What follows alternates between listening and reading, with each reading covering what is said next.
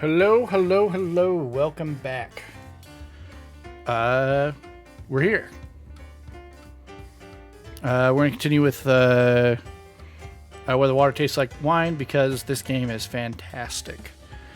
This is Gamer Church. This is my excuse to play through my extensive backlog of narrative-driven games that I've purchased and not played yet. So here we go.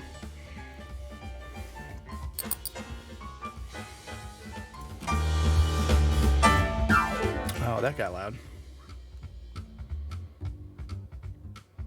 For you guys that are just showing up for the first time, Where the Water Tastes Like Wine is a game where we are this skeleton man whomst has been cursed by some manner of devil to walk the United States and collect stories.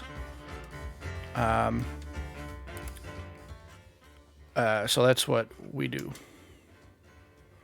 Let's see. And we are in the middle of nowhere, Montana. Let's keep heading west to Washington and then head down the coast, I think. That sounds good. We'll follow this highway to the west.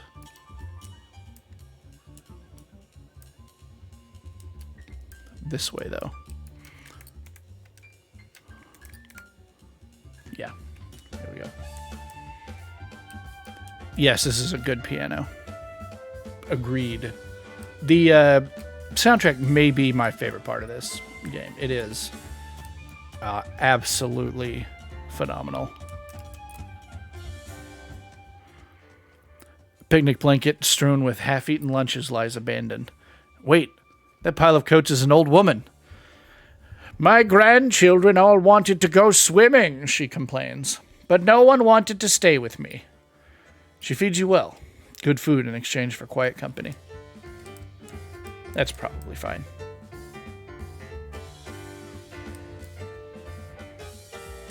Yeah, this is a bop, isn't it?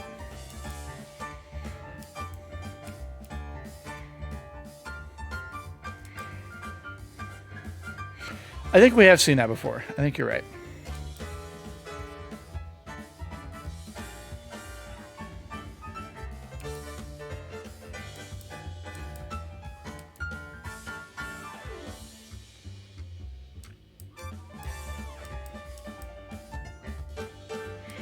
I've noticed that when we start back, it kind of seems to go back over the ones we...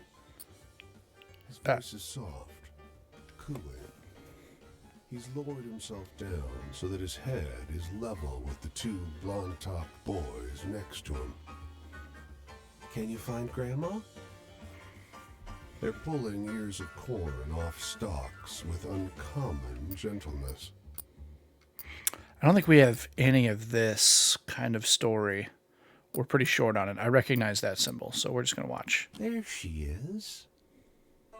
He points to a specific cob. It's enormous, but otherwise unexceptional. We gave her back to the corn, and now the corn has given her back to us. One of the boys, awed, reaches out with a reverent hand to touch the cob. Touch the cob. Touch Grandma's cob. I'm sorry. This one's not for eating, the man continues. No, this one we keep. Come on, boys. We better get home before dinner time. Harvest starts tomorrow. He turns to lead his children back towards where you're standing.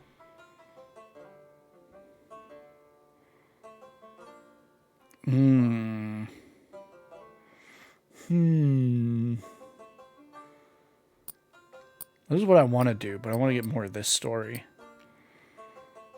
I think we want more of that. He seems beatifically distracted as he gingerly carries the pristine ear of corn in one hand, never noticing you. His children tail after him. One of them His blonde mop of hair mirroring the bright yellow maze seems to glance at you, but not really understand what he sees. And there it is, subtle but perceptible. A patch of red spots on his face, fuzzy and fungal, like the omnipresent rust that you've seen on leaves here and there in every cornfield. Except this one, of course.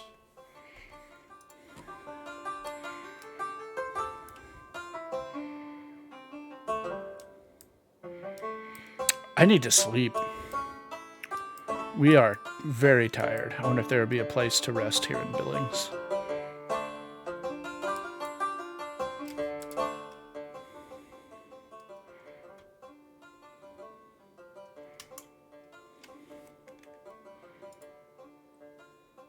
Ooh. I had those turned off.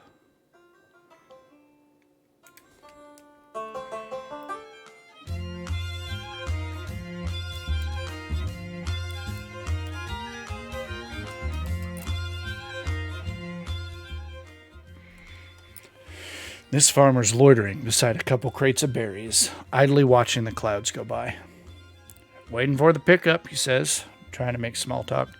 Hey, you want to hear a wild story? Well, would you believe it or not, wild stories are what I'm here for.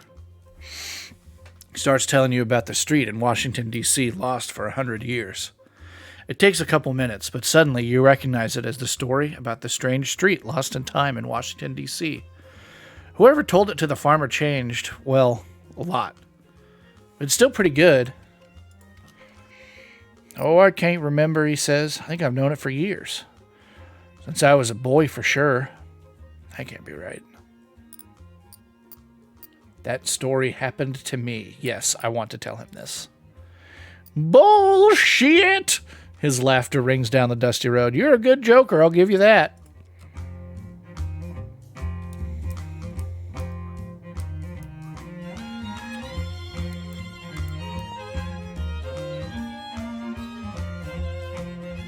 I think every song in this game is Vagrant Song. I think that's what's happening. And it's just 50? Are there 50 different versions of the song? Is there one for each state?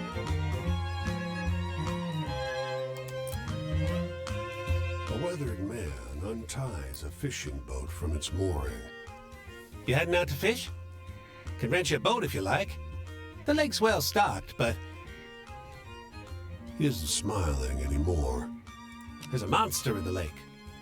Locals say it's the biggest trout ever to live. But they're wrong. It's not a fish. Something else. And I'm gonna be the one to catch it. I am concerned that if we take a boat out, nothing will happen. But if we watch from shore, we're only going to be able to watch this man get eaten by a big fish. I'm not super familiar with that symbol, so we're going to watch from shore. Someone passes a beer into your hand. Waves of chatter wash over you as you listen to the fisherman's stories. Will's been chasing that fish for years now.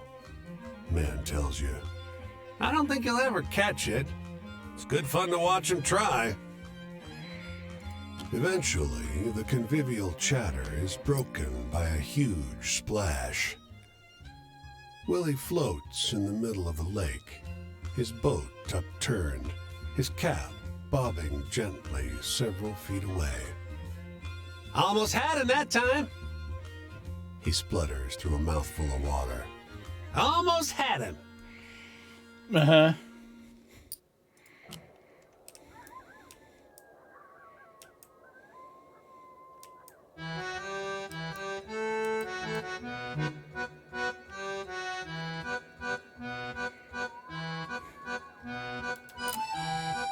The Chinook salmon, having come to the end of its journey, is a grotesque beast. A great curved hump on its back, and that deformed hook of a jaw. The raven perched on it is unusually large, with a fat tuft of black feathers wrapped round its neck like a mane. With one practiced peck, it strikes at the salmon's blurred eye and pops it like a grape snapping open under your teeth. After tasting the fluid inside, it turns toward you, beady black eyes glinting in dying sunlight. You want some? I can't eat this all by myself. You want no or hell no? What are we doing here, guys? He's being polite. He's a nice raven. I'm gonna say just no. I'm gonna politely decline. Suit yourself. It steadies itself on the carcass, and some of the uric smell wafts over to you. Don't look a gift eyeball in the mouth's what I always say. Its voice is throaty and rough, fittingly. What are you here for? Not the salmon. This raven seems supernatural on account of talking. So I'm gonna tell him the truth. People stories, huh? It tries to preen a stray feather back into place, but it only ends up more crooked. What's so great about people?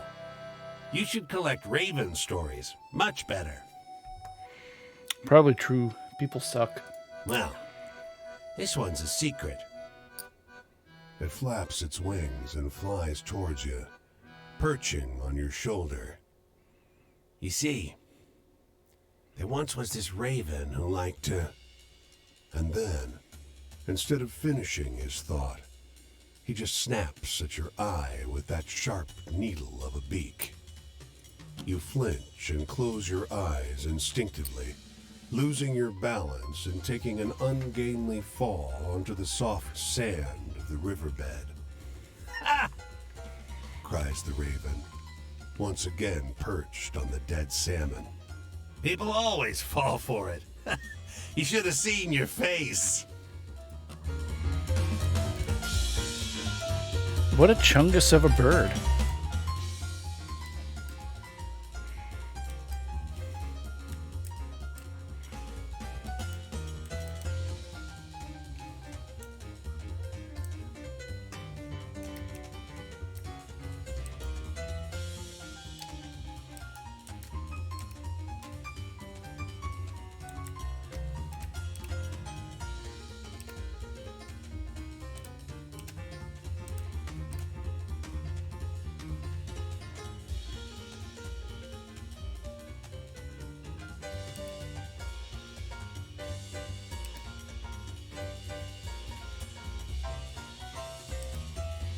Ooh.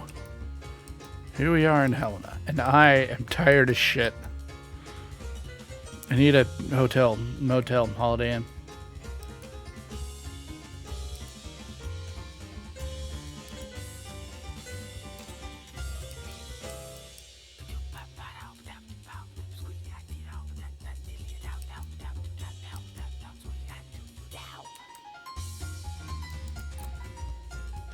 A plank has been precariously raised as a tiny jetty over a creek, cutting its way through the woods. She's dressed in a simple baby blue dress, of the same cloth as her daughter's. Both are bent at the waist, staring into the clear water.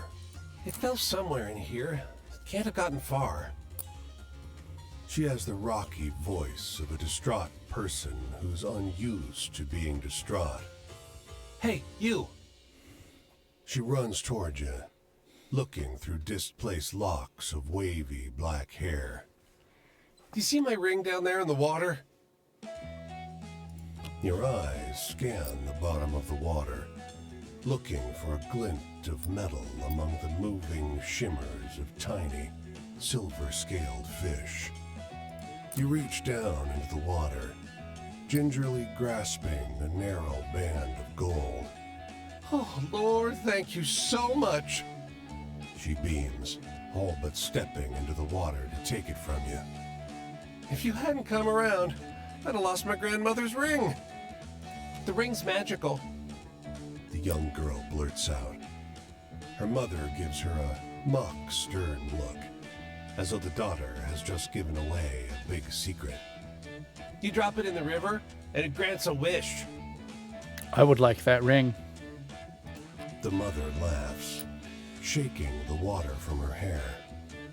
Why, I wished a stranger would roll into town with some stories. Oh, shit.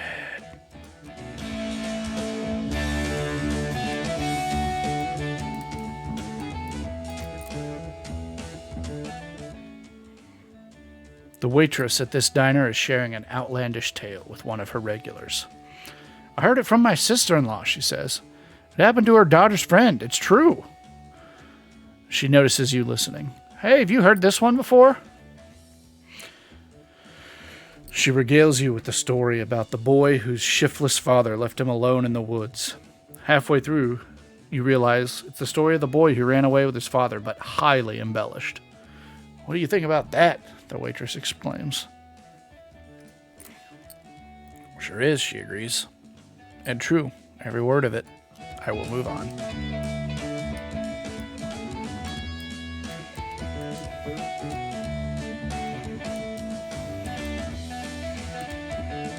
For the love of God, I need a nap.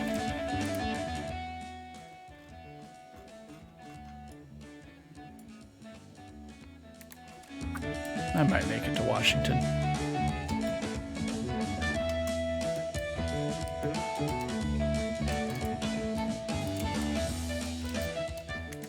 Can I please get in this car?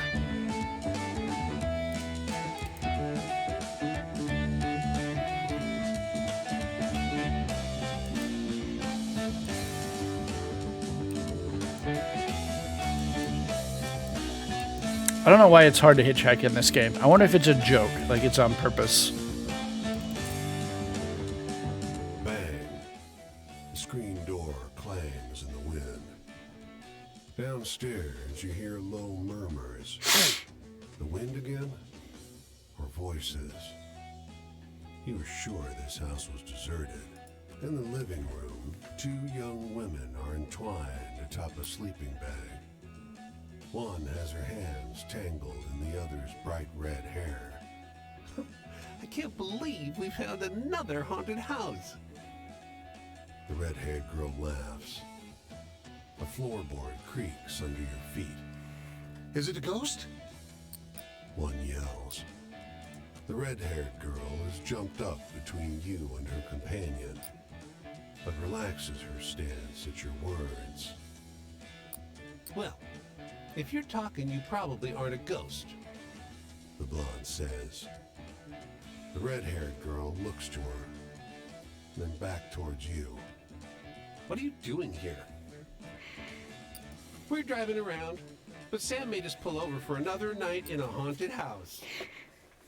Sam squeezes her hand. Come on, this is cool. There are probably bats in the attic. Your presence is not unwelcome, but the two only have eyes for each other. Cute.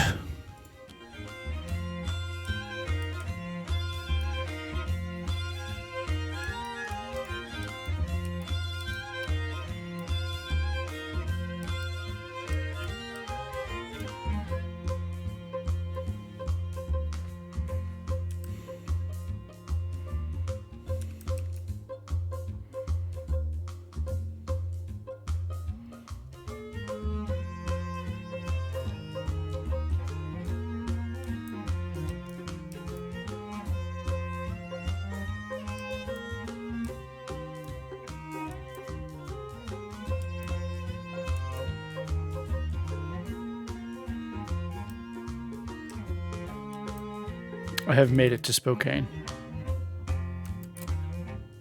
How far behind are you guys?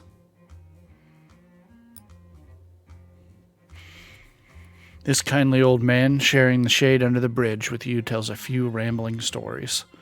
Some true-seeming, some conspicuously less so. All true, he assures you. There's history in this place, going all the way back to Indian times. Strange stuff happens around here. Sure it is, he scoffs. And then, as if to prove himself right, he launches into a story about the trapped ghost who would turn any old faucet. And this one, you know. It's the story of the vulgar ghost trapped in the bottle, but wilder and stranger than you remember. See then? The old man laughs. So I ain't pulling your leg. It's all true.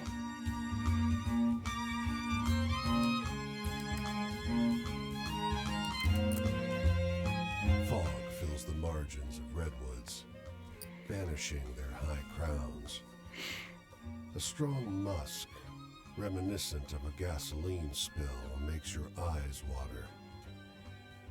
Behind distant sets of trees, a titanic silhouette lurches past. Broken lines of blood blotch the stranger's footprints. You come upon a maimed elk, whose sundered antlers have left behind patches of exposed tissue. The sediment-covered corpse seems to have been dragged some considerable distance. The silhouette of the stranger looms at the edge of visible forest. You feel the weight of their eyes upon you. The stranger doesn't respond. They turn and walk into the fog.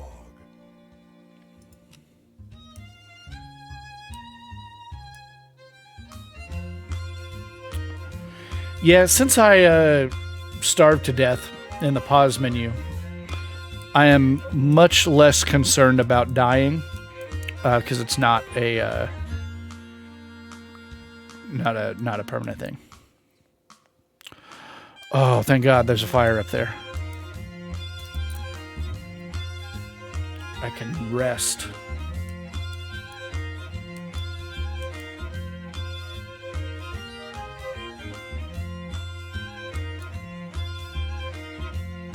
If I starve to death steps from this fire, I'm going to be real sad, though.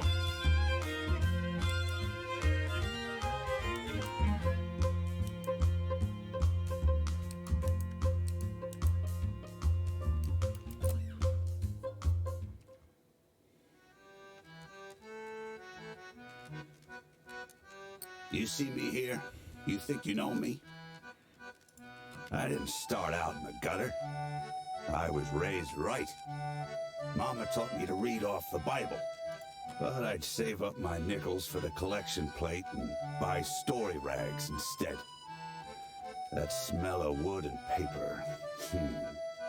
But you know, the books I miss the most is the hopeful ones. Got any of those?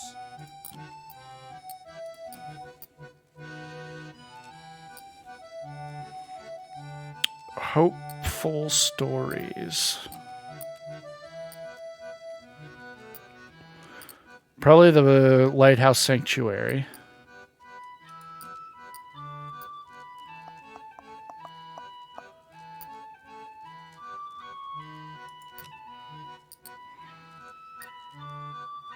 Two Girls, maybe.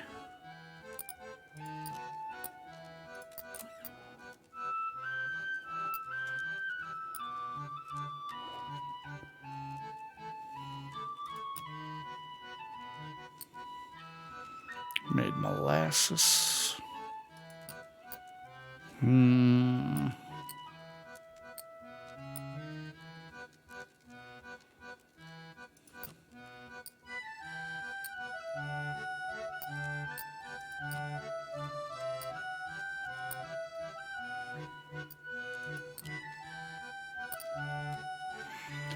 Maybe the Thunderbird people? That's kind of a weird one.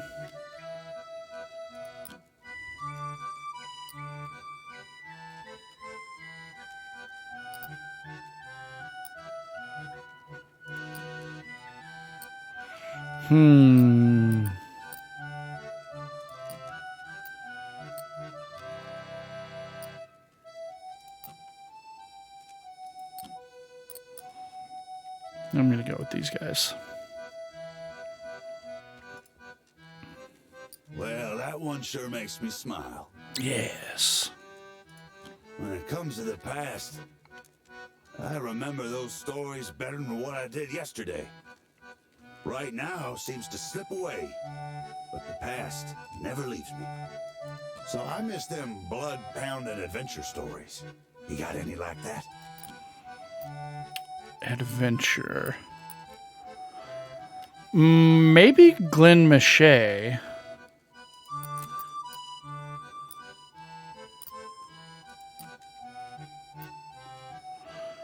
Maybe the Haunted Girls, but that seems more like a love story than an adventure story.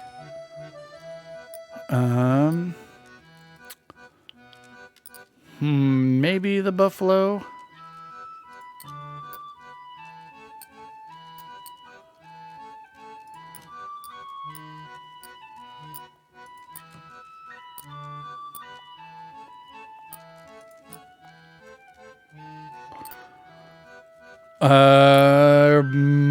So we got these vigilantes, and we've got Gwen Mache. I'm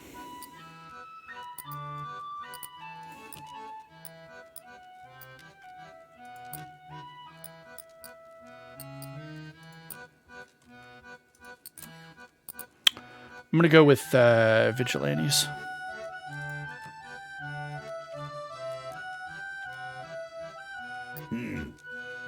Sounds like one of the bad soppy ones. Morals and stuff. What I did with the collection plate, I didn't steal from God. He don't need our dough. But you tell me, what's the wildest thing you've seen on the roads out here? Anything good?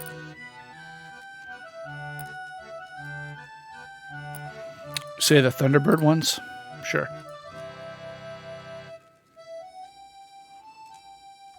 Ooh, tell another like that and you could write a good rag. Good call. Thank you. I did my chores, said my prayers every day. I was a good boy. But in those rags, I was free. I could be whoever I wanted. Anyhow, you got any stories that end looking up? I missed... A hopeful story.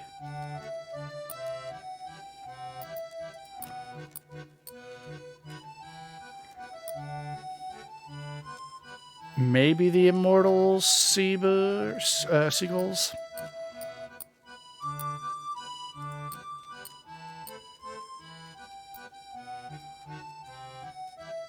The buffalo got away, right?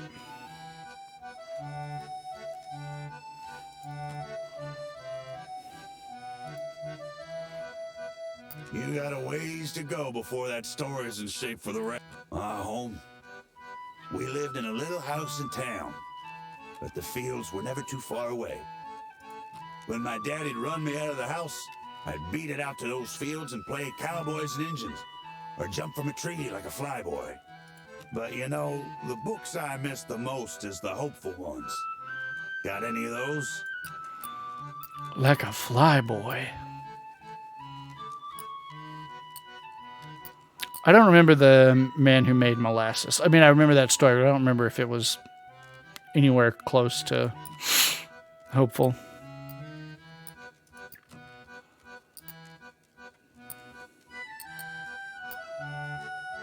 Maybe Casey Jones?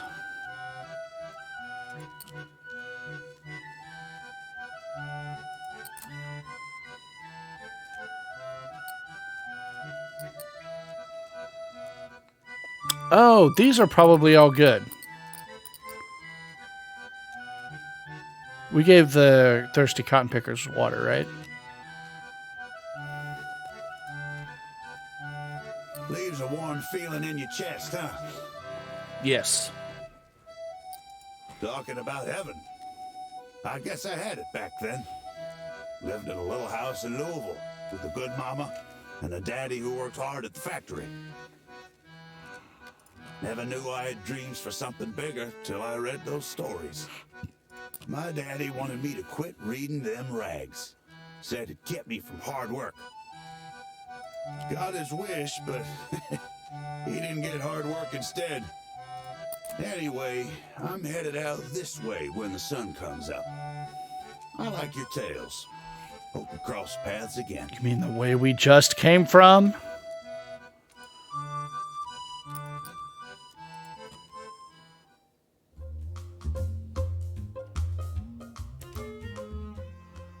Yeah.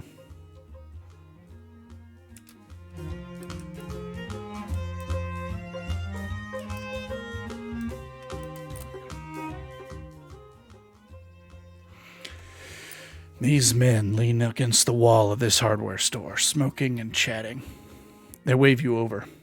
You heard this one before? They launch into a group recitation of the spectral riders who hunt the ghosts of Buffalo, interrupting one another in their excitement to tell it. You recognize the story. It's the story about the last-born buffalo. Someone's added to it in the meantime, though. What do you think? Asked one of the men, eyes bright. You think it really happened? Of course. These teeth are not great. I mean, this is an amazing piece of art, but god damn, those teeth are not pretty.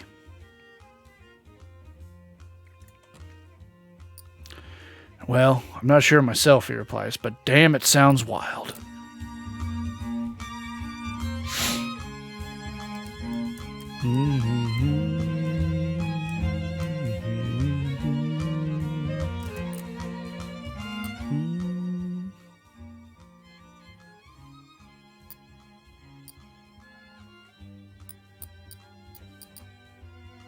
On top of a hillside boxcar, 4 men in sailors' clothes fix their eyes on the distant waterfront, where a crowd of hundreds clashes with uniformed cops.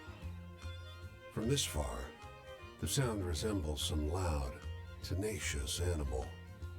After a while of silence, one of the men responds. You notice his bruised eye. Waiting on the police to deal with those strikers so we can get back to work. The man clenches his fists. Hey, mind your damn business. One of those bastards dragged me off the pier and... The police open fire into the crowd. As the shots ring out, the character of the sound changes altogether into terror and pain. Now, fuck this. Bye. No point dying for a day's work. The man crawls to the edge of the boxcar and hops off.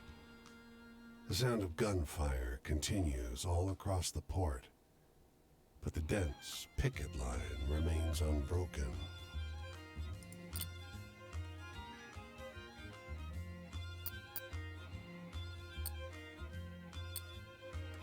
He was a scab.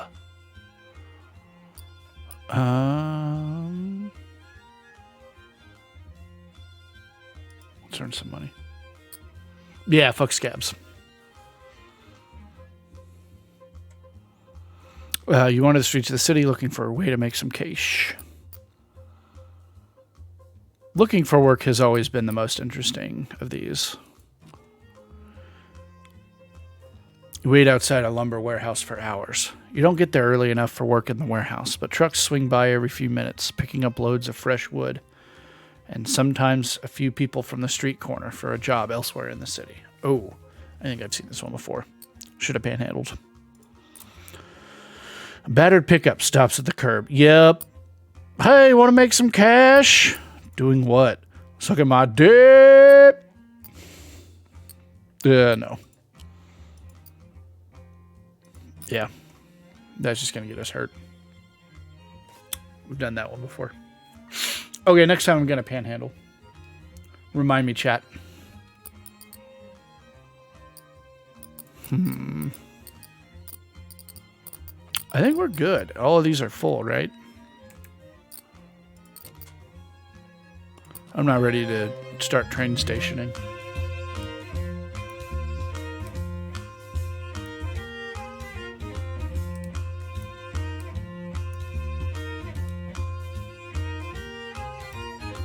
Oh, I can't walk through the city.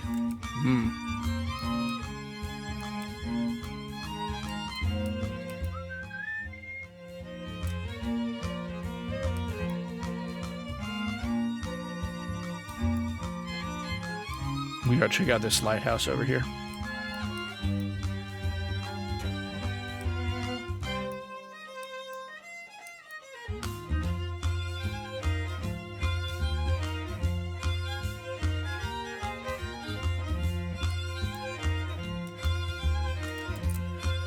The creature looms in an evergreen clearing, blood spattered around its maw.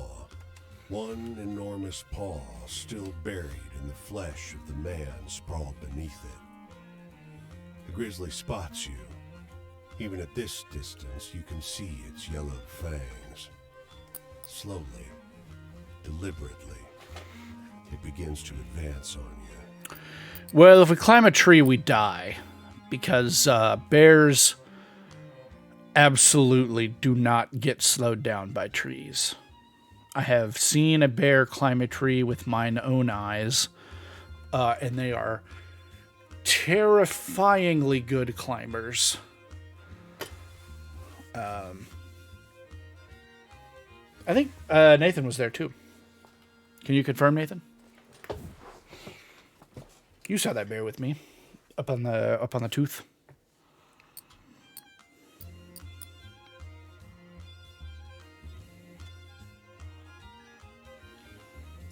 You drop to your knees, curling into a ball. The only noises you can hear are your breathing and the bear's warning grunts. The bear's rancid breath is hot on your neck as it sniffs you. After what feels like an eternity, it wanders away. You remain still as the light fades. Eventually, you dare to move. It's just you and the dead man in the clearing. It looks dressed for a day foreclosing property, not trudging through the forest. The company here is unsettling, with him dead and you playing so.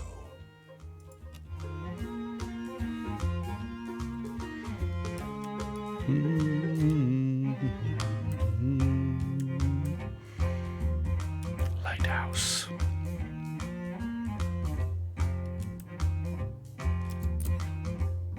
Timber! You hear the splintering crack of old growth breaking. A tall, broad man looms in the clearing.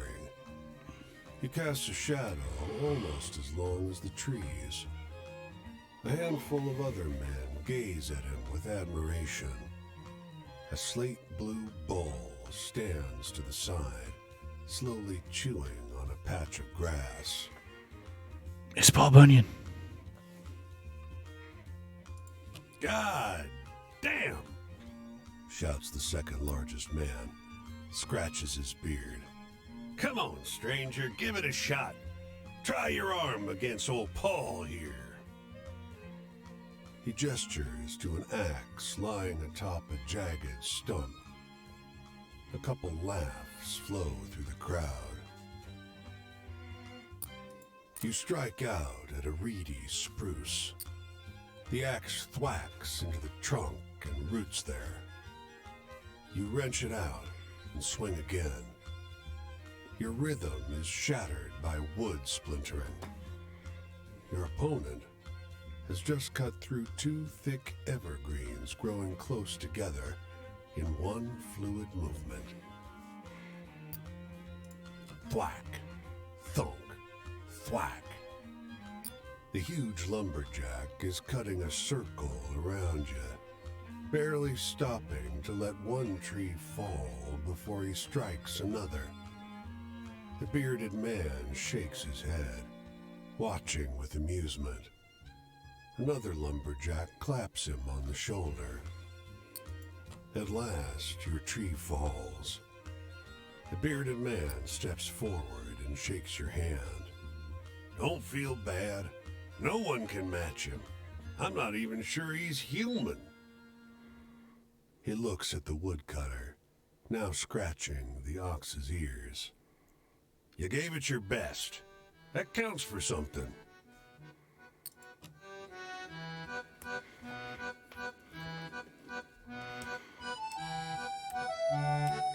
Doesn't Paul Bunyan skate around on an enormous pancake griddle with butter skates in his story.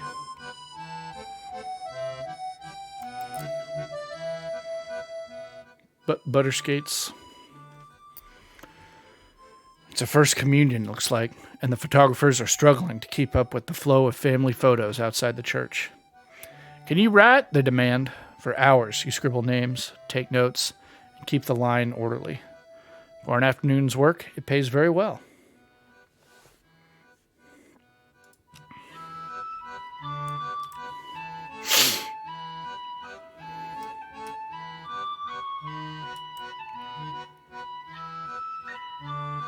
Who we got up here? Ah, a person we've not met.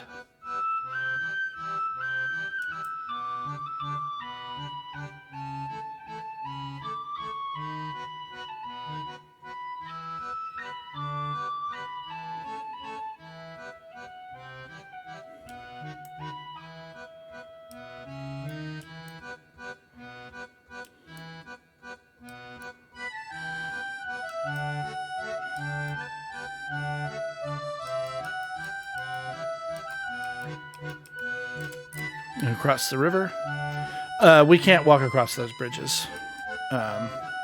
We have to find a safe crossing.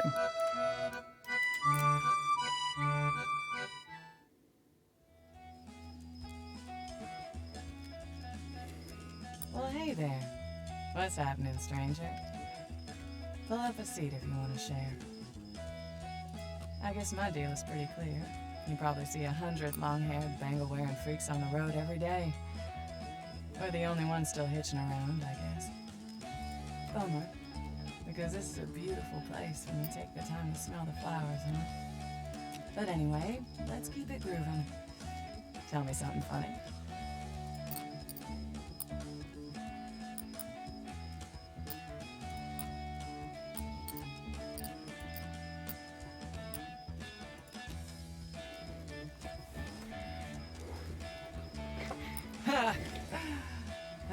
You got a groovy sense of humor, stranger. Oh, that got her eye wide open almost immediately. Do the stories get stronger as they evolve? Do we, do more hit points of story damage? My past. Well, my parents didn't abuse me or anything. We just disagreed. I still do. I mean, I assume. So anyway, got any good ghost stories? Anything scary or weird? I've got 9 ghost stories. Friend.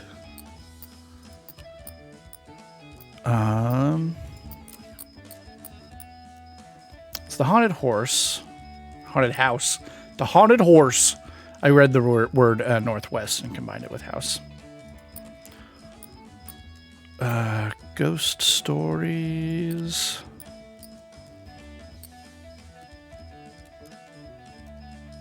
That's literally a ghost story. She wants a scary story. She specifically wants a scary story. Devil of Leeds. Oh, wow, that's scary stuff. You are really good at telling these. Talking about sadness. I didn't even know what sadness was until I heard James had died. I had been angry before. Petulant, pouty, heartbroken. But that was all so thin compared to what I felt when I knew he was gone. You know, I'd love to hear a really good, scary story.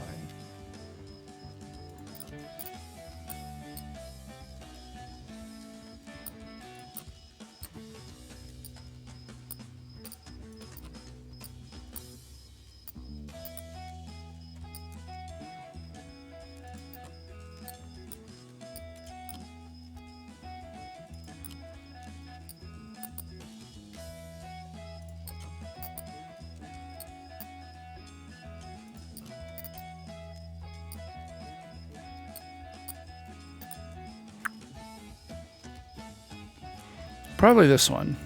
So there's something else here. Or the bear. Let's try the fortune teller and then the bear if that didn't work. Oh man, that's really good. Good and scary, I mean. And luck. That's what got him. The lottery is how they decided.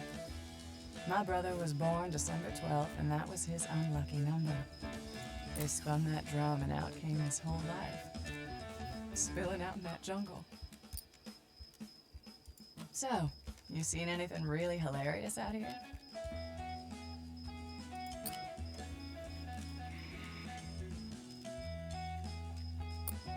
A really funny story.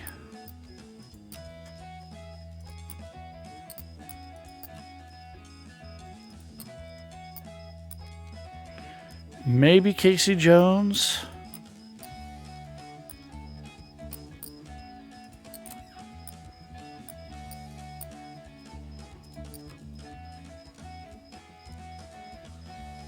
That's probably the closest one I got to a funny story.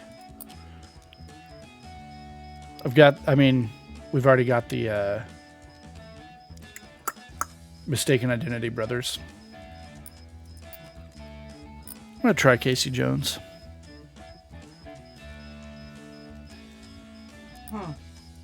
Sounds like some kind of dumb movie. My Oof. travels. Well, I've been on the road a while now, but I didn't get to travel as a kid. Not really. We moved a bit when my dad was in the army, but all base towns are pretty much the same. The first time I left was to go to the Hague. You know, I'd love to hear a really good, scary story. Another scary story. Trapped Ghost. That's Enjoy.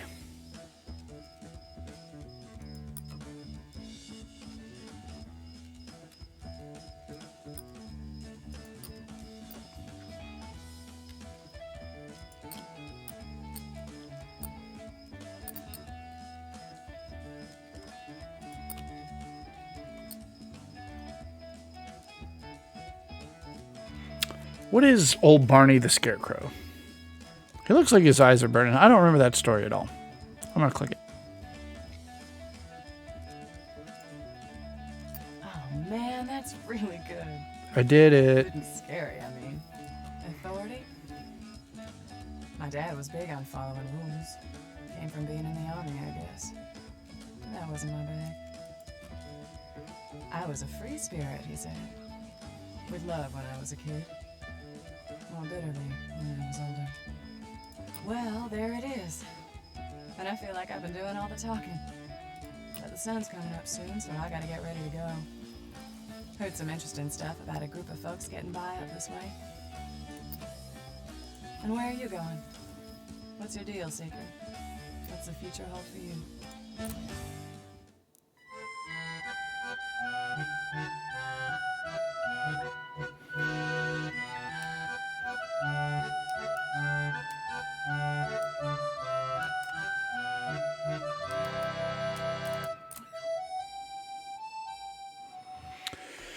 This man reads the newspaper with barely contained horror. His grimace spreading wider and wider as he makes his way down the page. Suddenly, his frown cracks into something with a little more amazement in it. "Whoa," he says.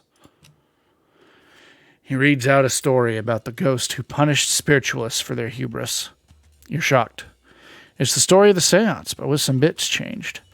"Do you think this really happened?" he said. He asked. "Oh, yes." "Sounds like nonsense to me for sure," he says. "The stuff they print these days."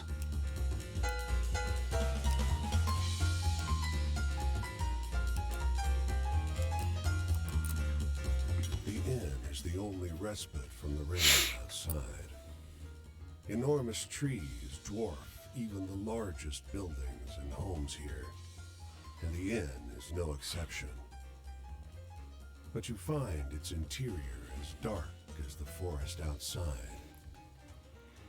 No one is behind the bar. The quiet of the night is broken by the sound of glass crashing into the floor. A huge black tomcat, its coat taking on a moonlit sheen, laps experimentally at the high-proof hooch that it just spilled. I'm going to watch this cat get absolutely schmackered. The cat pads silently into a darkened doorway, entering the back room of the inn. Its tail swivels behind it hypnotically as it moves deeper into the shadows. I'm going to follow this drunk cat. You light a match to see by in the darkness, but you still nearly trip on her. A woman, presumably the landlady, her eyes gone glassy and foggy. And on her chest is that damned cat, snout to her face, sucking in the air from her dead lungs. Well, that turned very sad.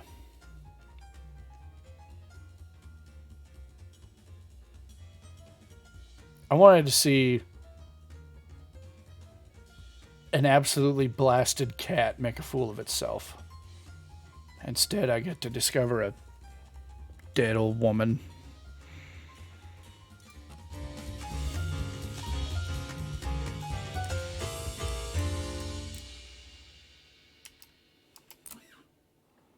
For hours now, you've seen it circling overhead. Its wings cutting across the sliver of sky you can see framed by the crowns of vast redwoods. But it's gotten closer. The cry that echoed from afar now seems dangerously near. And suddenly, the eagle swoops down, claws splayed before it, wings spreading into a crescent of knife-sharp feathers. You scramble away from the road, seeking shelter under one of the large trees. The eagle recedes from sight, but then, as the noise of its cry dims, you hear another noise. Some dandy, sleek automobile blazing down the road. It nearly clips you. Were you still standing there, you'd be a goner. We almost died, Chad. Eagle, as if expecting thanks, lands nearby, just for a moment. And then it's in the sky again, looking for whatever lunch it's missing.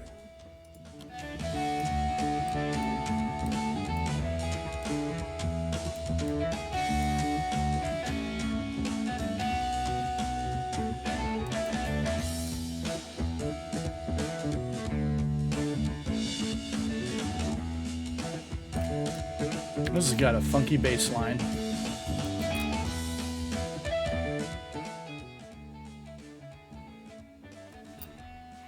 A horse auction. A well-dressed man waves you over. Making some big deals today, he brags, finger in a bill where you can see. Give me when number 60 goes up, okay? You stand in the crowd and wait, then run back to fetch him. He pays you absurdly well for doing almost nothing at all. Yay!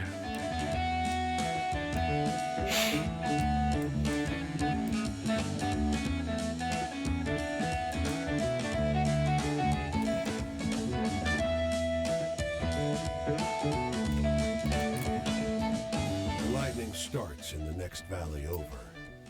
Then the wind picks up. The long grass hisses.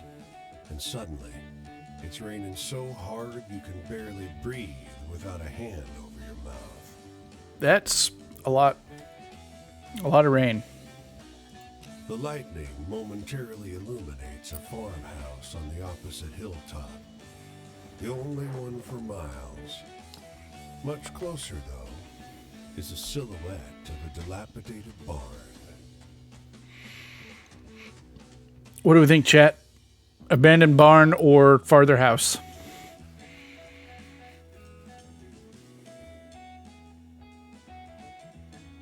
Barn spooky.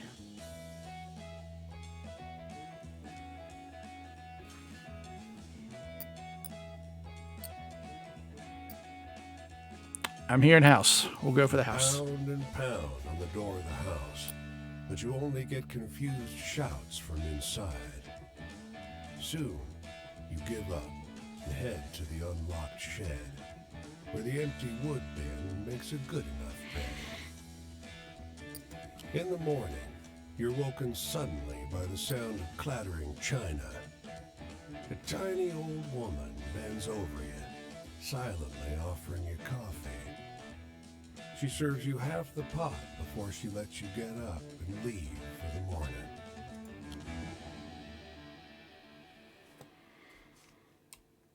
Cash me outside. Storm.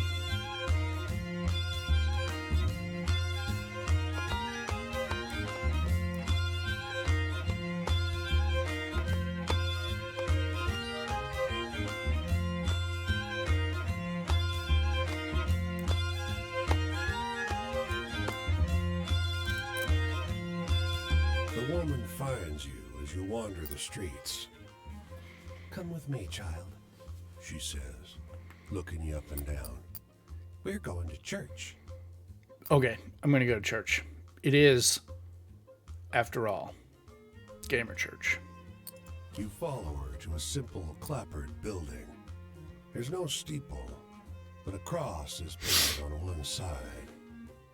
Inside, after a rousing sermon, you're treated to a meal and given a worn but clean set of clothes. Works and not faith alone might be the motto of this place.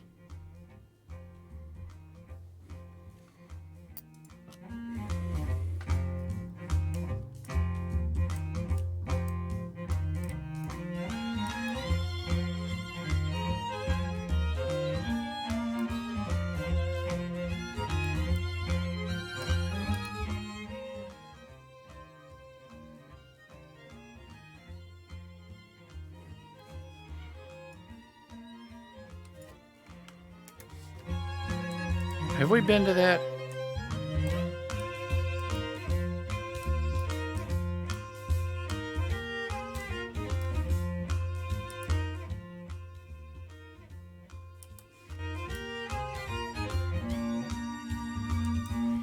I like the background is great. I like the art style in general. Is very, it's just a big painting.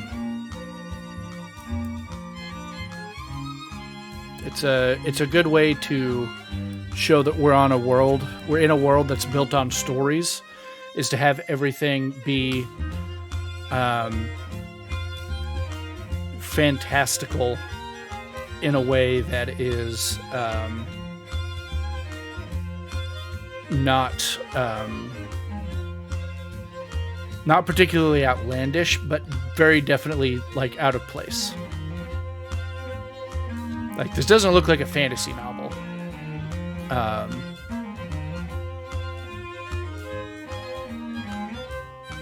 It's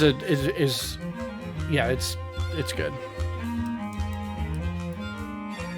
I can't believe I sat on this game for like 2 years. You pass a meadow where migrants have made a campsite. It's been trampled to pieces. A few families are fleeing, running as fast as they can back up to the roadside. An enormous bull stretches himself beside some of their squashed supplies. The bull locks an eye with you and blinks long and slow. The closest thing to a cow threat you've seen in your life. You leave him as spoils. Yeah.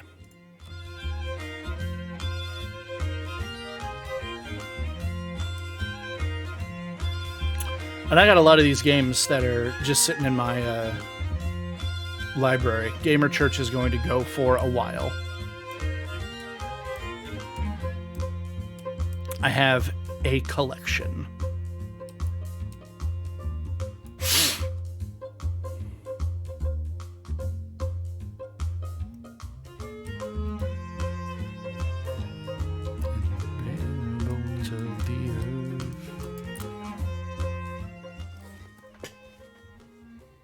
Huge storm, this farmer gasps, pointing to the clouded horizon, the one we just almost died in.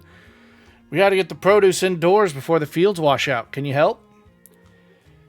You and his family strip the fields of vegetables. When the rain hits, you're all safe inside. You've got some coins in your pocket. Fuzzy, I do have a GOG account, but I don't use it as often as I should. But GOG is good.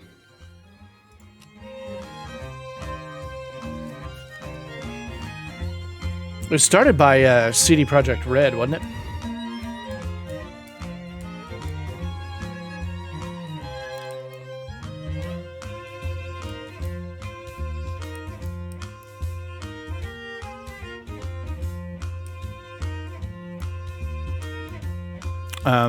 And a lot of my games are the free ones that you just click to grab on Epic. That's what this is. It's not actually a Steam game. It's an Epic game. Now we got a couple more in there as well. A bus roars up on the road behind you, then slows to a crawl at your side. Inside, you can barely see people moving, dancing, swaying. Strings of lights, strange smoke. Want a ride? The driver calls. Before you can open your mouth, a huge hairy hand, like an animal's paw, lands heavy on her shoulder. Not this one, a voice growls, so deep it vibrates your ribcage. Is this the wolf? The driver shrugs, leaves you in a cloud of perfumed exhaust.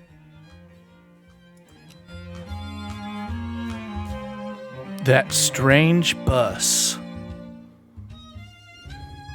Oh, hey, this is the first time since I figured out how to do it. You guys like my little vocalizer at the bottom of my portrait there? I am a huge, huge fan of it.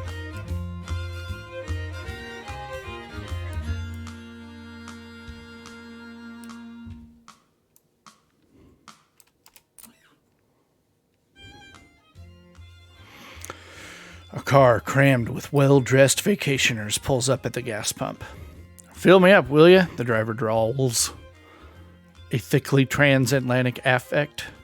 You oblige. He dips pretty well, then roars off down the road, fine leather bags bouncing and rattling on the roof. Okay.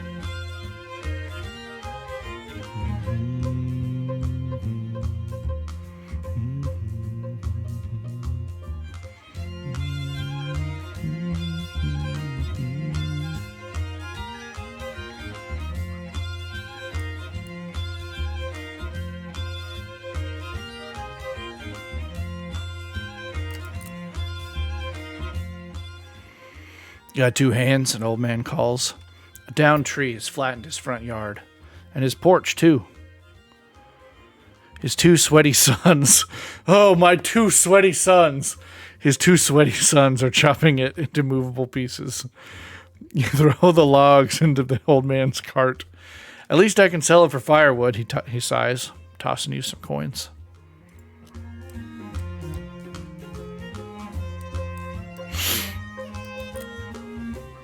Here's a derelict school building. Shutters nailed shut. Wind-drifted dunes piled against the walls. Broken desks lined up in the basketball court. While you rest on the front porch, the doors open, and someone gives a startled yelp. He's an older man, tidy and unshaven, carrying a toolbox in one hand and brandishing a broom in the other.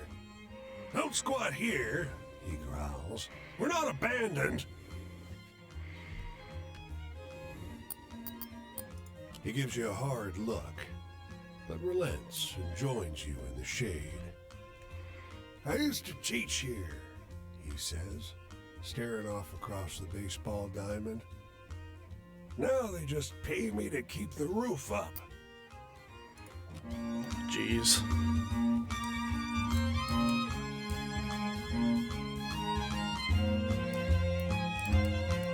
Let's see. I got no companion.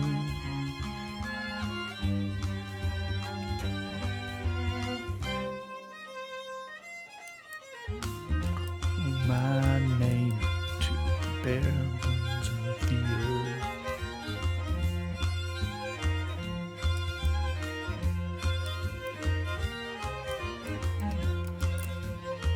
Two brothers stroll up to you in the street, wearing identical scowls and identical steel-toed boots. One spits in front of you. "Don't stay in town overnight," the other says. "No vagrants after dark." I can sleep rough on the road. There's no shelter to find on the road, and the night is cold and windy. You doze fitfully under a bush, but at least you're in one piece come morning.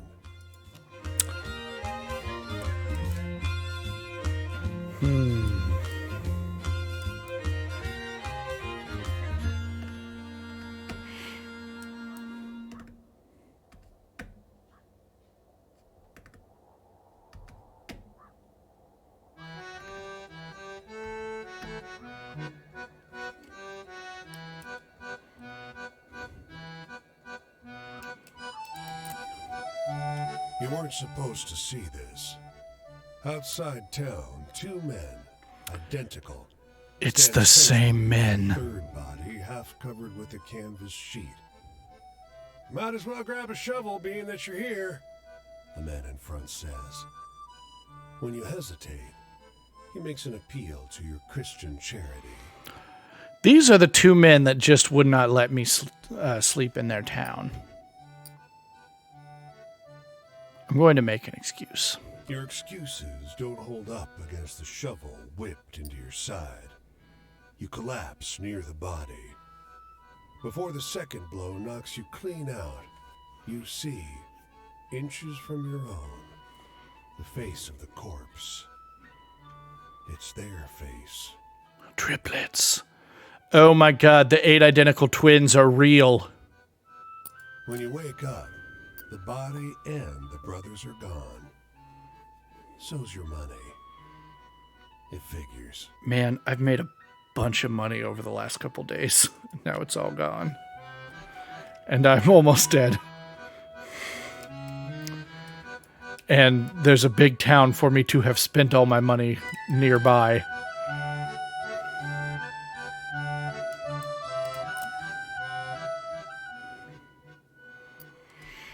Garden, corner of a field, small basket of yams. Bury them under a fire, and you've got a full meal and more. Ooh, got some health back. I'm not dead. I am tired.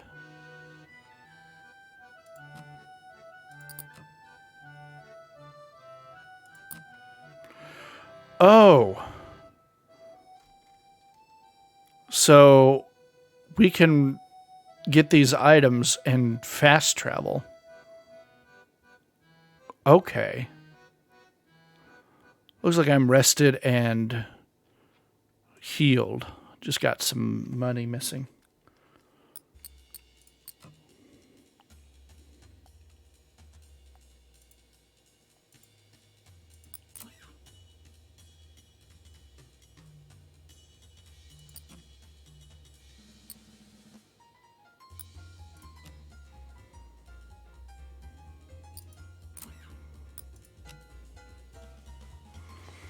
There are so many people that I have not met yet.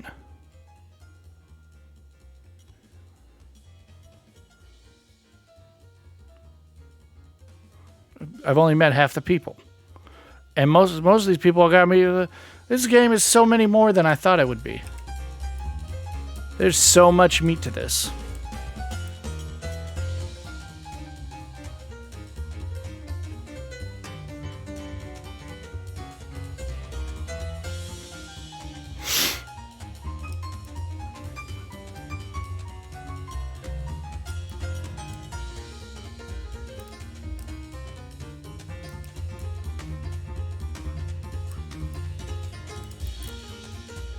The bull lounges by this construction site, basking in the bitter sun. Upon his head is a silver crown, shrouded in tongues of pale fire. Laborers periodically wander past, seemingly unconcerned. The bull catches your eye. You realize you've been staring. I will greet the bull. The bull arches his head languidly away from you. I'm waiting for my friend, he informs you airily. Now all the laborers are stopping and staring. Feeling reproved, you mosey along. Okay. I get by on the beach here. Looks like it.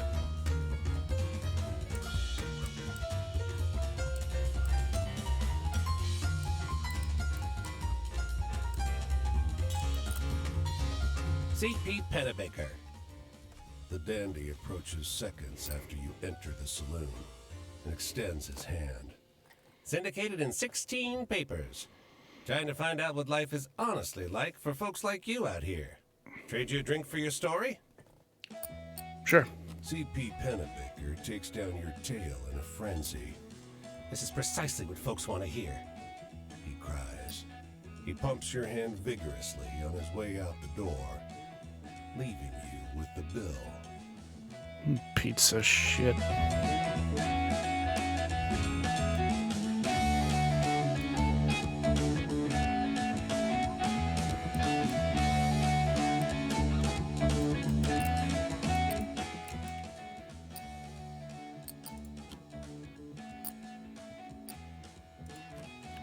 Oh, damn it. Not a single cent all day. No one will even look at you. You're not sure whether they're embarrassed they have so little charity or embarrassed they have nothing to be charitable with. Well, Your knees make a nasty cracking sound with every step. Wandering this infernal city of steep hills takes its toll. Just over the crest of one hill, you find a stocked truck. Yang Chow, fresh fruit and vegetables. It's laden with colorful produce. You know anything about engine? Asks a man, obscured by the raised triangular hood of the truck. You come around next to him. One glance tells you that there's nothing obviously wrong with the engine. There's smoke coming from somewhere deep behind and beneath it. The gearbox, maybe. Ah, never mind. He just slams down the hood of the truck, wisps of smoke leaking out of it. He sits on the edge of the truck bed, and you get a good look at him. He's tall, well-built, fans himself with his Panama hat. Sent my brother over to get a real mechanic, but, well, I can barely keep this running as it is. Wish I still had a farm. He sighs theatrically, surprising himself with his own easy honesty. Sam Liang, landless, broke truck driver. Dad would have been proud. My old man was, well, he was old. Guys like him didn't get a lot of chances to start a family. He glances around the upwards parabola of the hill, at the placid row houses around you. I was just a kid when it happened. The '06 quake. I can still remember. Barely.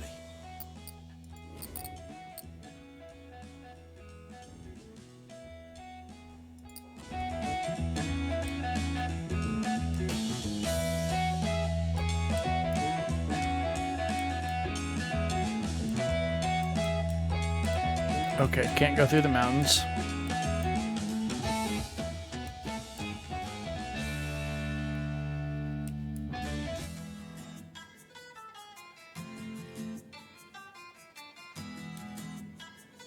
Did we just cross over into the southwest?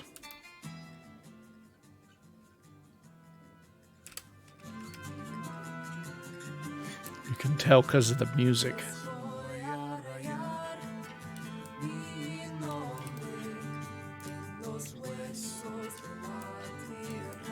Oh, it's so good.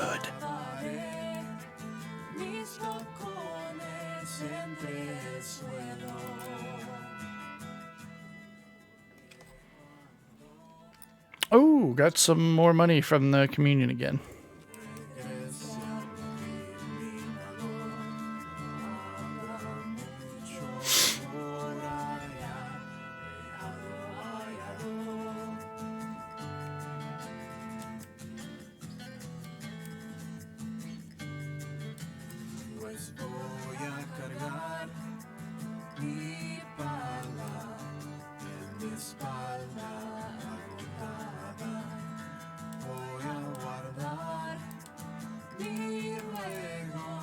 There's a rustling in this cactus patch.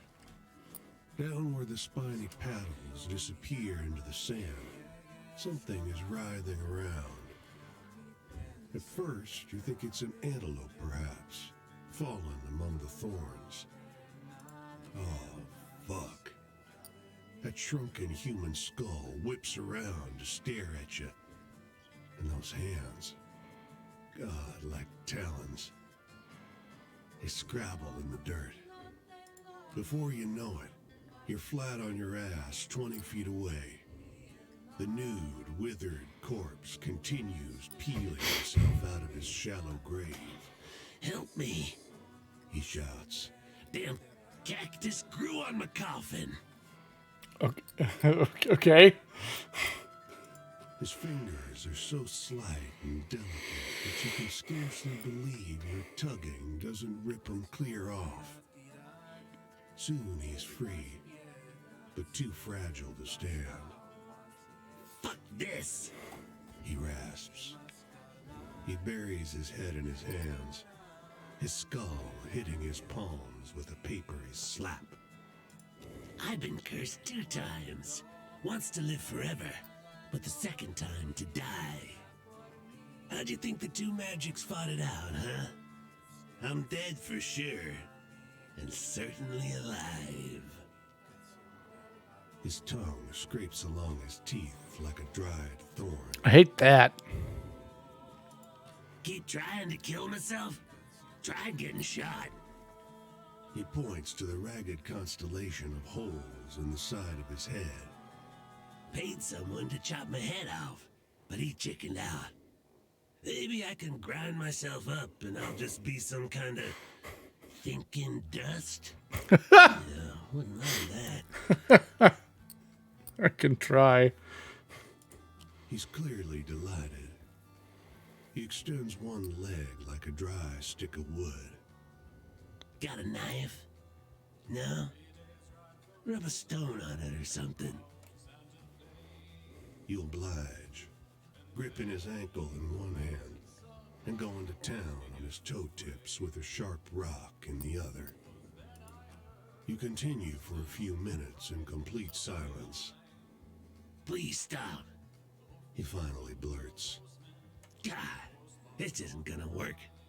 Yeah, forget it. I'll just figure it out myself. Thanks.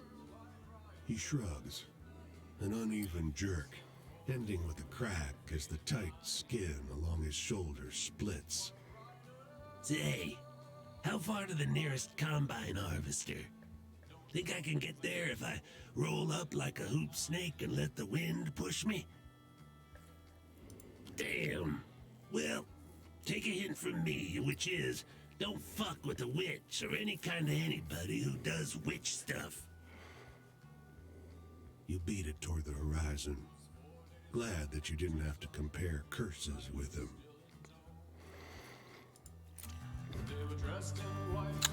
Remember that time we tried to sand a man?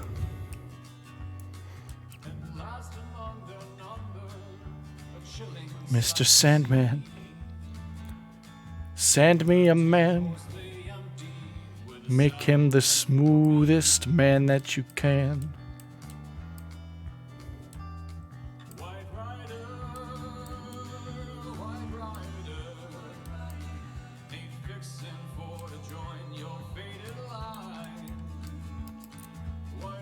The steady spin of the lasso is hypnotic. Help me out here. Says the man. I've been hunting this horse a long time. Extra pair of hands to make sure she doesn't get the better of me. She belonged to someone who wronged me. Butch slipped out of this world before I could square things between us, but damn did he love this horse. He grins. If she bucks real hard, haul on the rope. Buy me some time. He's dead. His old crew, though, they're still around. They'll bust a gasket when they see me ride in on his horse. His hand hovers over the handle of his knife. And then, He grins. let's get this done.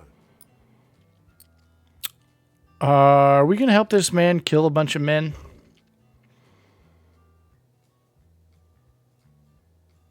We know he desires revenge, but what for?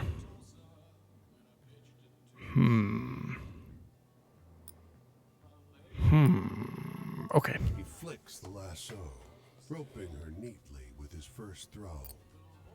He presses the end of the rope into your hands and runs for the horse, slipping smoothly onto her back before she's realized what's happening. She fights, though, bucking hard enough to jar him loose. You keep her from throwing him off, and through your combined efforts, she starts to settle down. Thanks, friend. Shame, really. Oh. She's a good horse. I gotta send Butch's crew a message. He steers the horse carefully down to the road, hand resting on his knife. I thought we were helping him use the horse to lay a trap for the crew, not to help him murder the horse in front of them.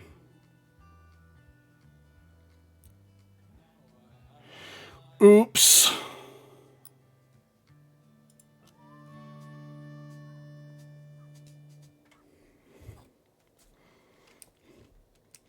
I would not have done things that way had I known the outcome. I guess that's the point, though.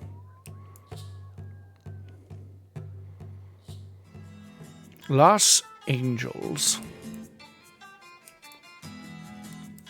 Homest.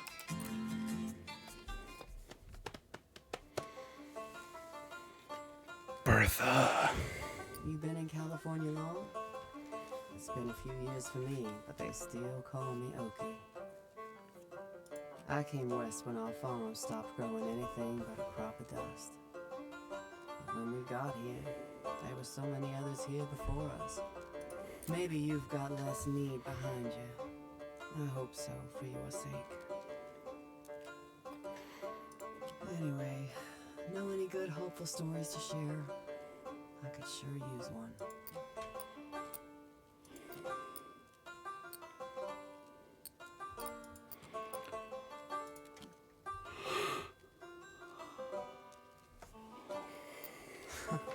That's a good one. I'll try to remember it when I'm out in the fields. The past. Well, we were dryland farmers. Even when things were good, you only got a full crop 2 years in every 4 or 5.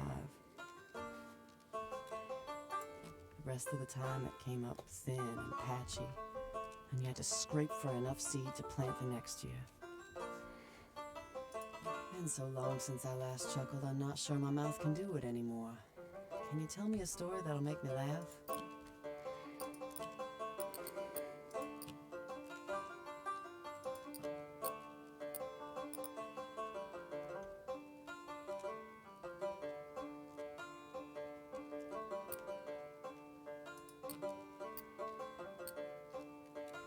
Funny story. Funny joke.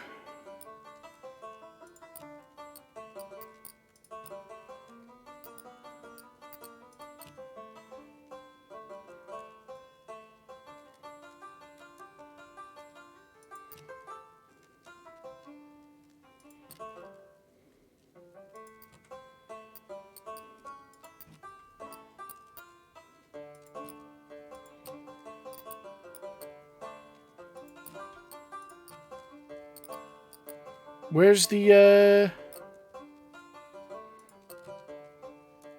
twins?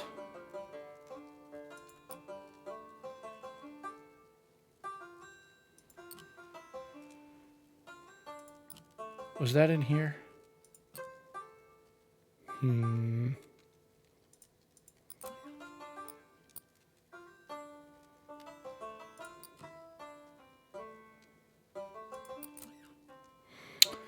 Maybe the spooky ghost that keeps making jokes with the bottles.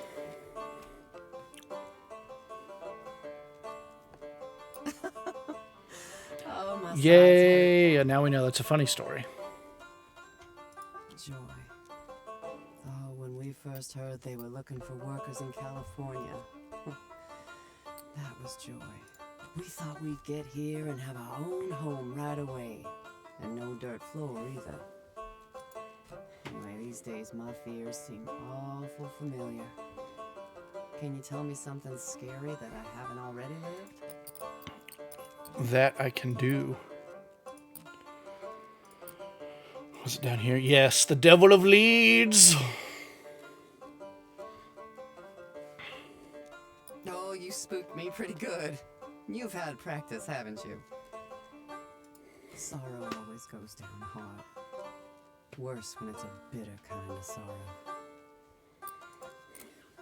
Back in Oklahoma, we saved and saved to put a wood floor in our house. The first winter we had it, we ran out of money for fuel and we had to chop that floor and burn it. Felt so bad losing our floor. Much worse than when we never had one. Yeah, that'll happen. I'm looking for a good laugh. Do you know any funny stories?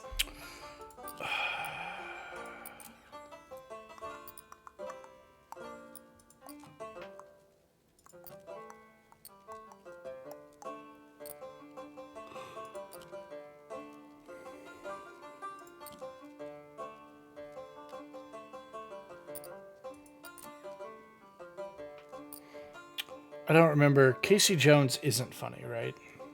That story doesn't count. I think it's the only one I've got, though. Oh, come on. That didn't really happen. Travel. When I left home, you couldn't walk anywhere without taking a big cloud of dust with you.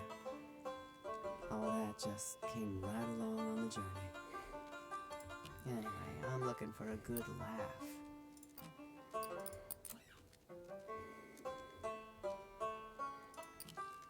Funny stories.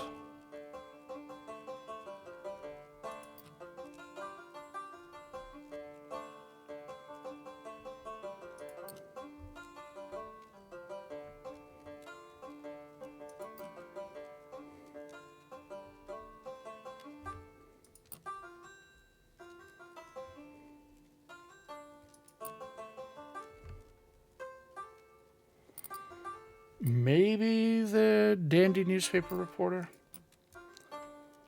I think that's probably not going to work. It might be the only one I got.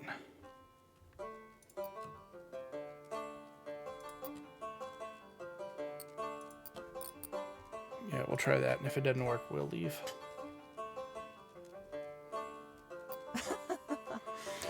Hell yes. Give me a moment just to catch my breath. Choice? Most of us don't have many choices what we do. We don't have enough to give away. After we'd been here a while, my husband wanted to go back to Oklahoma. But I knew there was nothing for us there anymore. I said I wasn't going back there to starve to death. So he took the girls and went without me. And now, I'm going my own way. Down the road this way, actually, to the next job, on and on and on. What about you? Where are you going? What are you leaving behind?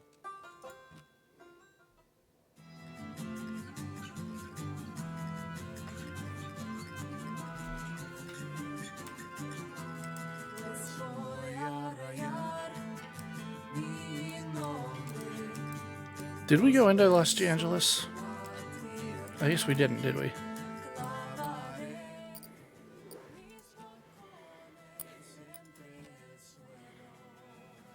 You said down across the street from a Catholic church.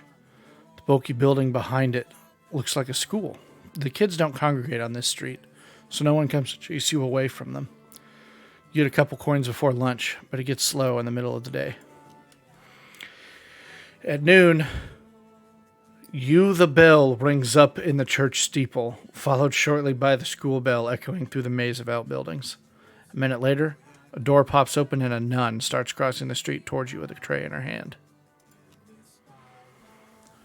Smiling broadly, she says something kindly in a language you don't recognize and lays the tray on the street. It's school food. Bad school food. Damp sandwich with a single slice of cheese, withered apple, bowl of grayish chicken soup. The apple juice seems good as any, though. Thank you. You start shoveling the food down. It's bad. Sandwich cheese is revoltingly slimy, and the chicken soup is so salty your tongue feels like an assassinated snail. The nun is grinning at you, commenting now and again in that language you don't recognize. You offer the tray back. Before she takes it, the nun lays a hand on your shoulder. God bless you, she pronounces, and her thick, buttery accent makes her sound like she might really be speaking for him. Despite the foul meal, you feel strangely renewed.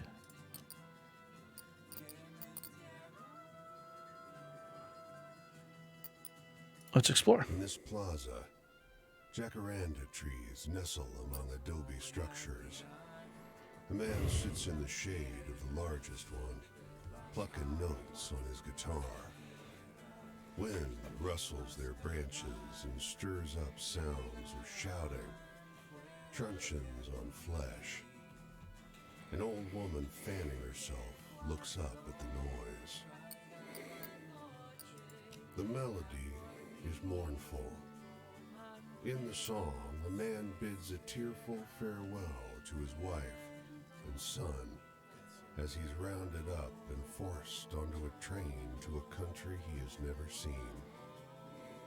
When the last notes fade, the only sound is the wind sighing through the jacarandas.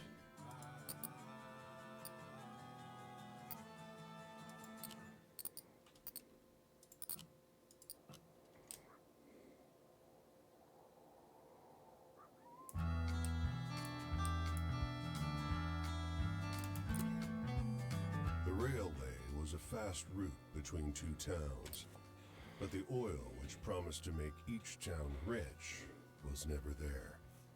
The track died fast. The citizens, like the bird, survive on pickings. The vulture gouges at a cow's jawbone, a piece of paper trapped under the skull. Your motion disturbs the bird, takes off with an air of disdain. The buffalo is long dead. There was no meat left. It lands again, not far across the track. The note tears as you pull it free. I can't wait longer. Ran out of food. Mary, I can't wait longer. Ran out of food, so had to hunt. I hate it. I said we'd leave for a new life, but not one like this. Guess you've changed your mind. If you still want to marry me, I'm going north. I love you. The rider did not make it far. Some 200 yards across the track is a body on its back. It stinks. Marks in the dirt indicate someone tried to move it. Its arms are folded over its chest. A once white handkerchief has been used to cover the man's face. The clothes at the front are bloody and torn where they've been pecked by birds. There's no obvious wound that hasn't been inflicted after death. When you roll it over with your foot, the killing blow is obvious. A shotgun blast to the back. It's short range.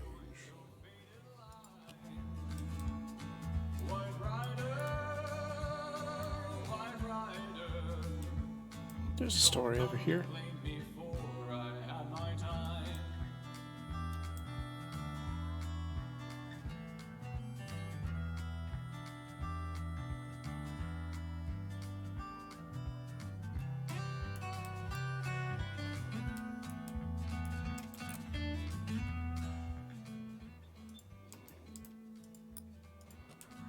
Yeah, more money.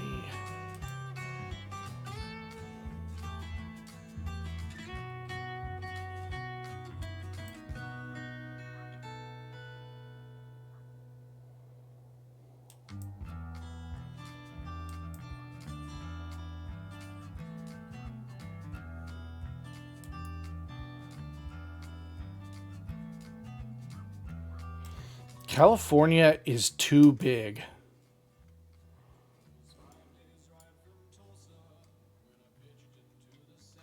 That is my opinion.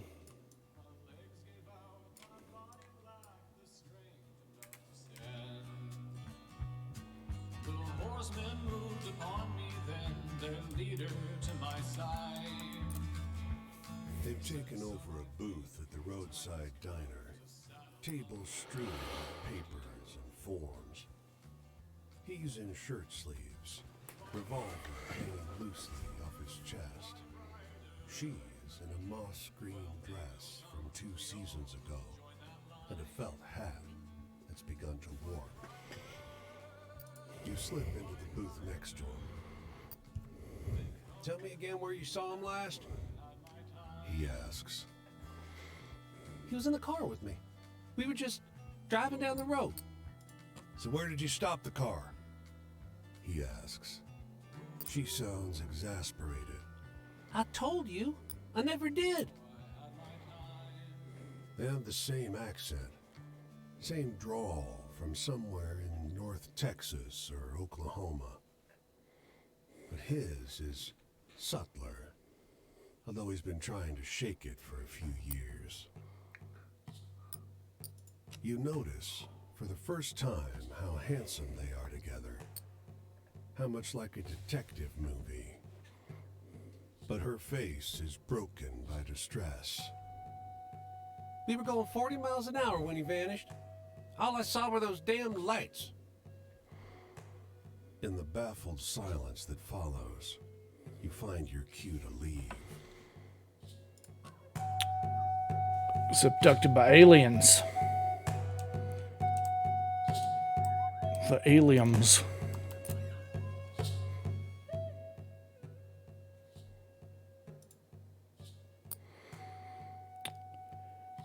Soup line. We've seen the soup line before.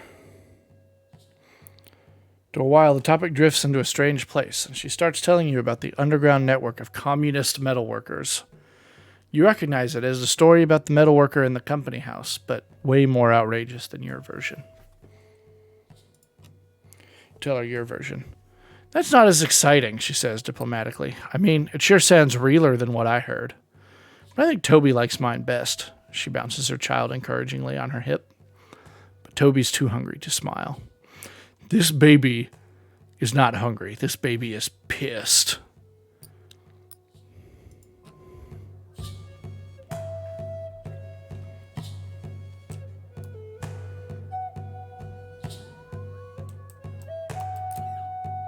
Motor's running, but nobody's driving. Flies buzz the windshield. Beyond the van is a driveway, paved through cut green grass to the top of the hill. There you see a squat, rustic mansion. The sun turns your back damp. Is this that same weird bus? I'm looking at the bus. The van. It's a newer model. You don't recognize it. Inside, you see food wrappers, bottles of beer, and half a discarded cheeseburger. You come around to the windshield, where something incomprehensible is written in big, sloppy letters, backwards, as to appear correctly in a mirror. In lipstick, the word piggies. You glance back and forth between the message and your own reflection in the windshield. And on the latter glance, you see a large figure hovering behind you. Then you feel something hard. Then you see nothing.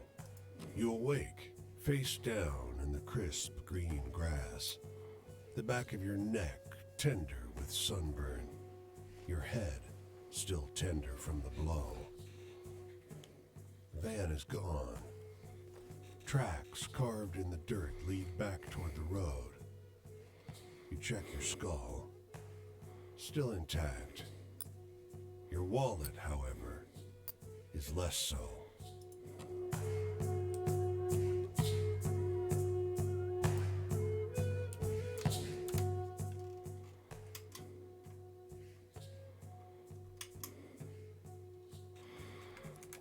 Can't keep going south, can I? Nope. This is an American story. About America.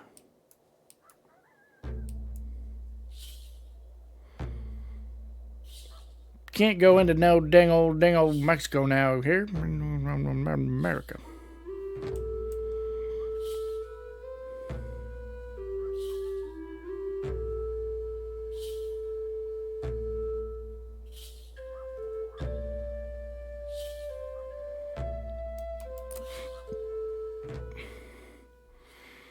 Hey, the horse auction guy paid us a ton of money to go get his number.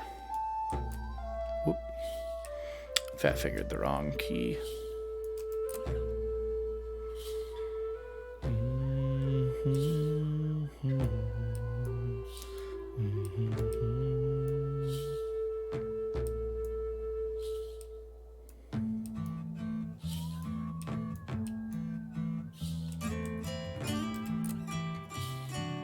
You reckon he can make the time? The old-timer elbows you as you try to get a look from the edge of the pen. Thick dust kicking up from the bronco's hooves. The cowboy's body swings like a reed being whipped in the air. He doesn't fall quite yet. I've been watching this for years. You can hear him masticate something inside his leathery jaw. Tobacco, probably. Never know till it's over. After an agonizing minute, where you're sure the skinny cowboy is going to snap in half under the force, time is called. Son of a bitch. You hear the old-timer say. Damn boy did it.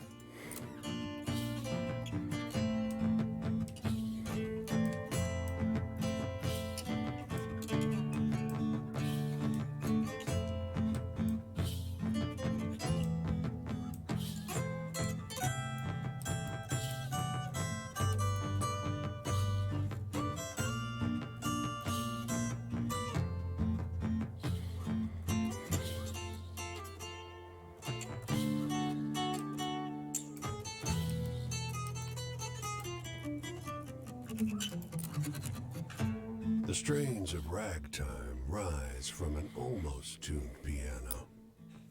At the bar, an older woman, dark-haired and striking, toys with her cigarette holder. Hope you don't need lodging. The bartender tells you as you sit. The hotel's haunted. At that, the woman chuckles. I hope that the woman is the ghost. It's an old story. Way they tell it, there was a lady living on the 5th floor. She liked to have a good time. Now, she had a boyfriend who didn't like that so much. Got jealous. One day, she disappeared. Can you guess what they found in her room? She grins at you. No one. Just a pool of blood. And a note from the boyfriend saying she'd be sorry if she didn't listen to him. He got arrested. Couldn't prove anything without a body. But he stopped drinking after that. Maybe even stopped being mean. You think he did it?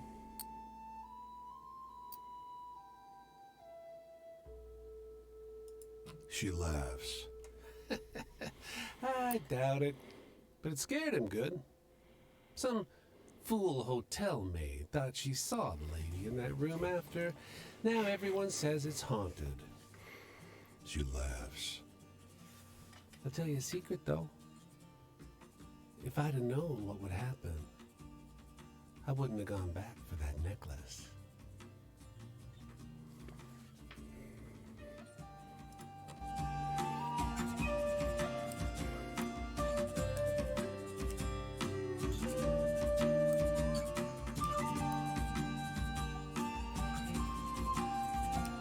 She was the ghost. I was right. She was her own ghost.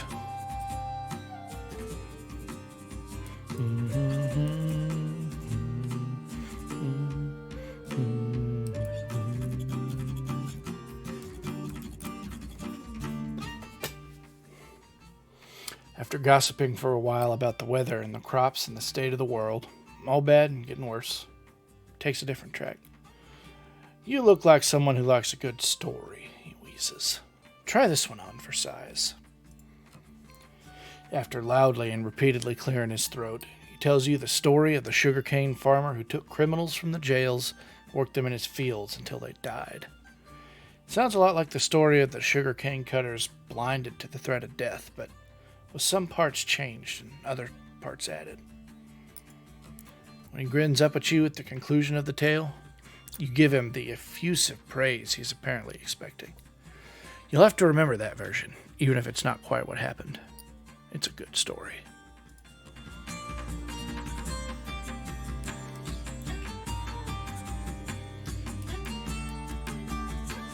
A guy. Slowly he turns. His eyes don't quite make it to yours. His whole body keels back over the wooden railing where he perched and down into the dusty road outside the saloon. Now you see the gunshot and the trail of fresh blood that leads back inside. I am not afraid to die. You bypass the body and storm into an empty saloon. Recently evacuated. Or was there ever anyone here? The trail of blood stops by the bar, but after that, you're not sure where to look. When you go back outside, the fella's dead.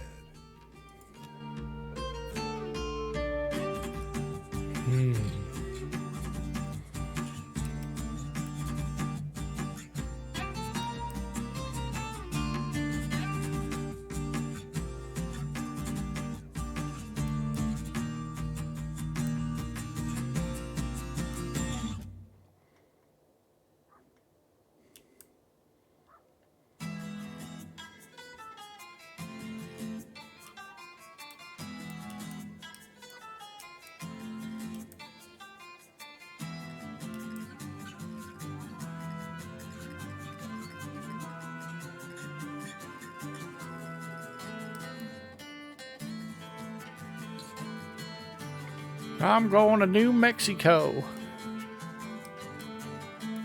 Oh, getting sleepy.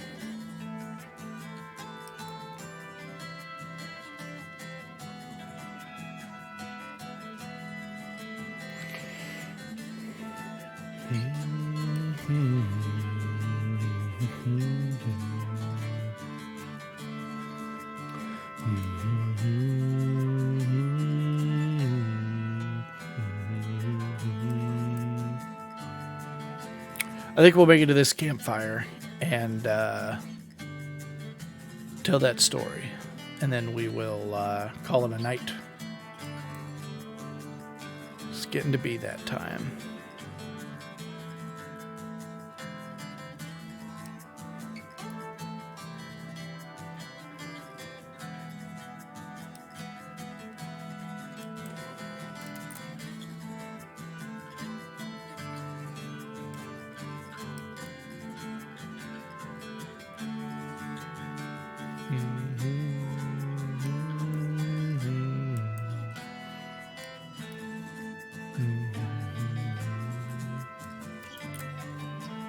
Who we got?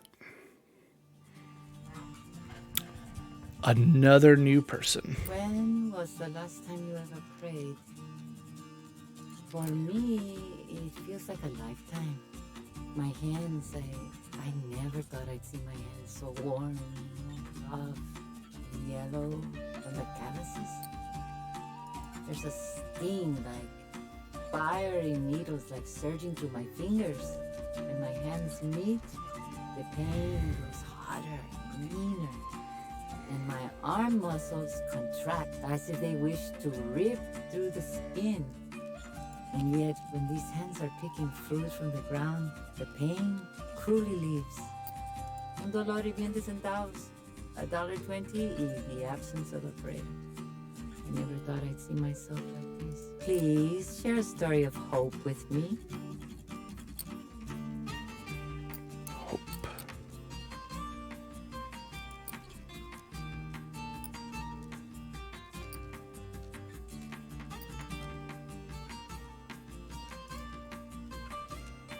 What a wonderful story.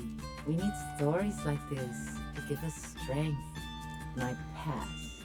I remember being chased by a dog in San Gabriel, el pueblo I grew up in.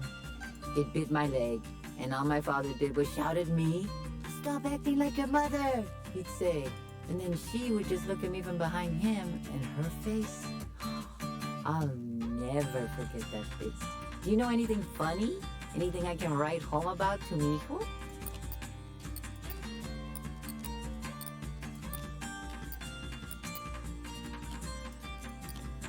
Funny story.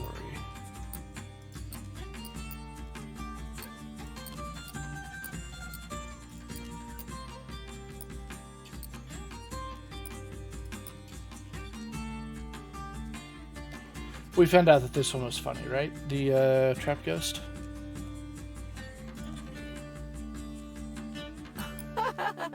Oh, if Mijo were here, I would tell him that one. I would like to see his little face laugh. Joy, Mijo, my son, or at least my memory of him, keeps me going. I forget how long it's been. I wonder sometimes at what age does one start forgetting and stop forgiving. I hope when I see him again, he will understand. I hope. Now, tell me a funny story. Another funny story. Casey Jones was funny. The newspaper reporter was funny.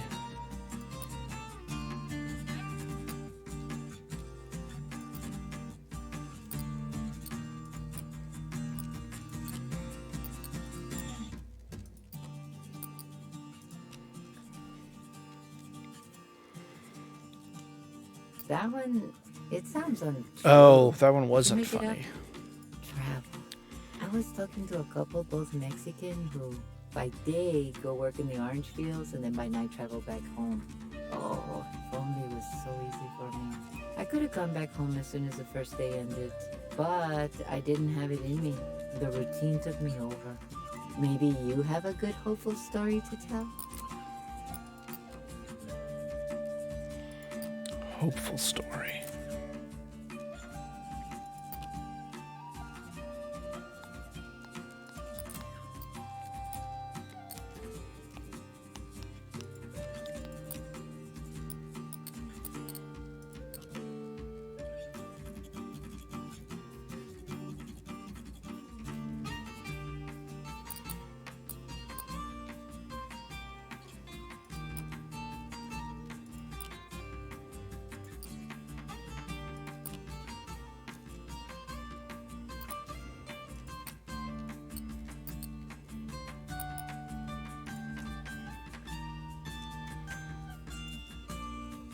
What a good story. I will remember it for a while. I know.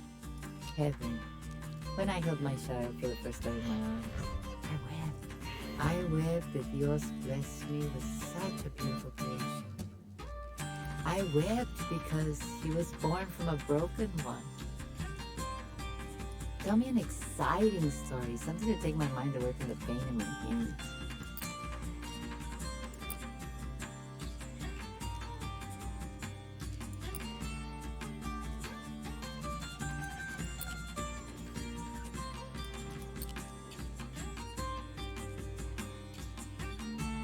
An exciting story.